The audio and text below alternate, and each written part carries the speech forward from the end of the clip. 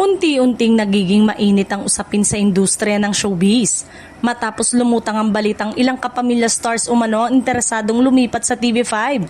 At ang isa sa pinakamalaking dahilan ay ang pagbabalik eksena ni Mr. M o mas kilala bilang Johnny Manahan. Sa panahong tumatayo na sa sariling paa ang Kapatid Network at mas agresibong magpo-produce ng mga dekalibreng programa. Mahalaga ang presensya ng isang veteranong mentor na gagabay sa kanilang bagong henerasyon ng mga artista.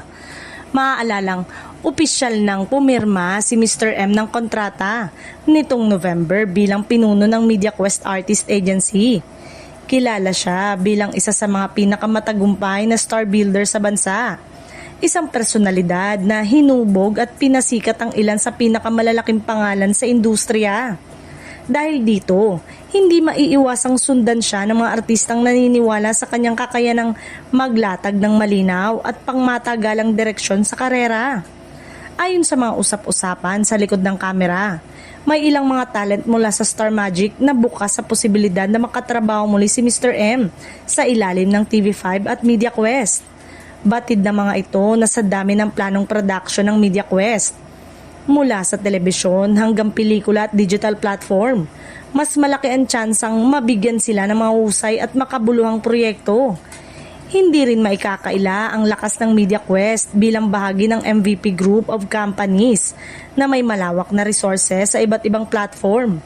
Dahil dito, marami na ring mga kapamilya stars ang mas pinipiling tumanggap ng proyekto sa TV5. Naniniwalang mas mapapaganda at mas mapapalawak nito ang kanilang career growth sa mas modernong landscape ng entertainment industry. Isang haligi ng showbiz si Mr. M. Batid niya ang pasikot-sikot ng telebisyon, pelikula at artist management. Kaya't masasabing nasa mabuting kamay ang mga talent ng MQAA. At kung magpapatuloy ang mga usap-usapan, posible pang mas dumami ang lilipat mula sa Star Magic patungong MediaQuest. Tunay ngang maraming nakakagulat na kaganapan ng paparating sa Kapatid Network. Dahil minsan, ang mga pamamaala may simula ng mas maganda at mas makulay na paglalakbay.